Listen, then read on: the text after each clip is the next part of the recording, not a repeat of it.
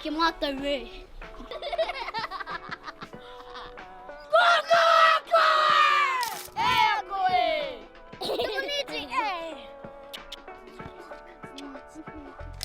Tēnā aku kai whaiwhai, ko huare wā hau, ko titai te mongora ko ni wini tona hau. Ko te hane a hau. Nau mai ki Puna Kupu. E rimarawa ngā puna kaupapa. Arā ko te puna kāinga, puna pūkenga, puna Māori, puna tākaro, me te puna whakaako. He ia puna kaupapa e rima ngā kupu, ngā mahi, ngā whakamārama hoki. He te tiroa ki tātai ko teha te puna o te rānei. Puna Kupu e a koe.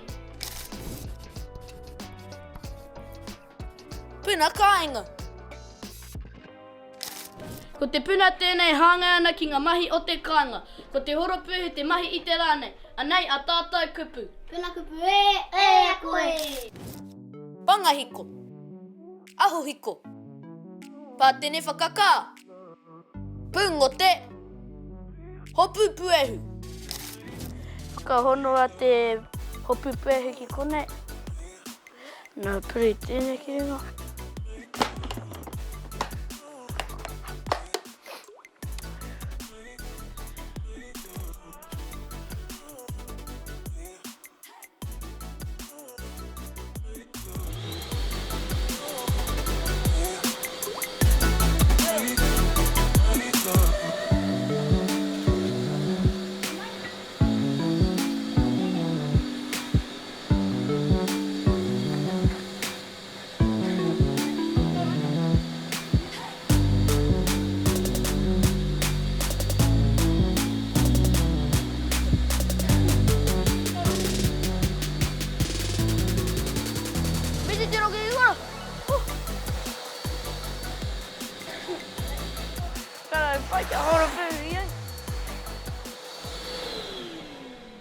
Papa, ke hā koe? Pai kia koutou mahi. Papa, e hanga horopuehu a ngā tīpuna. Whakamahi rātou i te tino o ngā horopuehu. Mai o koutou ko te hea tērā. Teitei. Kā, ko ngā tamariki. Ai. Ko koutou ngā horopuehu, ko koutou ka haere ki te kohi ngā parapara. E hara o tātou tīpuna i te iwi paruparu.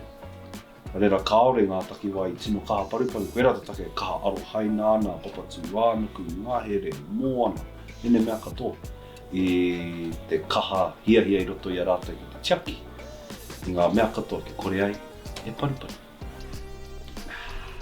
Toi te kupu, toi te mahi, toi te whakamārama. Puna Kupu e a koe.